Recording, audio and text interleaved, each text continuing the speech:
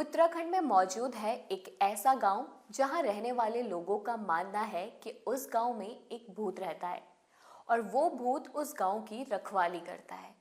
जी हाँ, भूत करता है गांव की रखवाली। तो आइए सुनते हैं नैनीताल जिले में स्थित जौलीकोट गांव के रखवाले भूत की कहानी। तो बात उस दौर की है जब 19वीं शताब्दी में कर्नल वॉरविक नाम के एक ऑफिसर जौलीकोट गांव आए थे। दरअसल कर्नल साहब नैनीताल जा रहे थे और नैनीताल जाते हुए रास्ते में जौलीकोट गांव पड़ता था। तो कर्नल साहब थोड़ी देर खुद को और अपने घोड़ों को आराम देने के लिए उस गांव में रुक गए।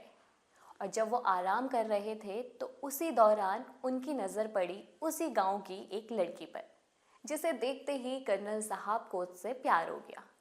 बस फिर क्या था, कर्नल साहब हमेशा के लिए उसी गांव के होकर रह गए। उन्होंने उस लड़की से शादी की और उन्हें जौलीकोट इतना ज़्यादा पसंद आया कि उन्होंने वहाँ एक घर बनवा लिया। उनकी ज़िंदगी बहुत अच्छी चल रही थी, लेकिन कुछ सालों बाद ही उनकी बीवी की मौत हो गई। और अपनी बीवी की मौत का असर उन पर कुछ ऐसा पड़ा कि उसके बाद वो हमेशा अकेले रहने लगे। न किसी से मिलते थे, न किसी से बात करते थे और उनके घर में किसी को भी आने की इजाज़त नहीं थी। और अगर गांव के लोग उनके घर के आसपास से गुजरते भी थे तो कर्नल साहब उन्हें डांट कर भगा देते थे। कुछ समय बाद गांव वालों को अपने गांव में कुछ अजीबोगरीब गतिविधियां होती नजर आई। रोज शाम को अंधेरा होते ही उन्हें घोड़े पर एक औरत सवार होकर पूरे गांव के चक्कर काटती नजर आने लगी। और जब वो अपने घरों के अंदर भी होते थे तो उन्हें घोड़े की आवाज़ सुनाई देती थी।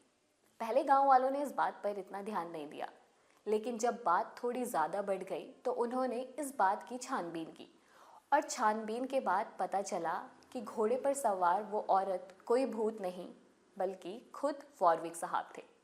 जी हाँ, वॉरविक साहब अपनी मृत पत्नी के गहने और कपड़े पहनकर रोज़ रात को घोड़े पर सवार पूरे गांव का चक्कर काटते थे और ऐसा करके वो पूरे गांव को डाकुओं से बचाते थे और लोगों के खेतों की जंगली जानवरों से रक्षा करते थे।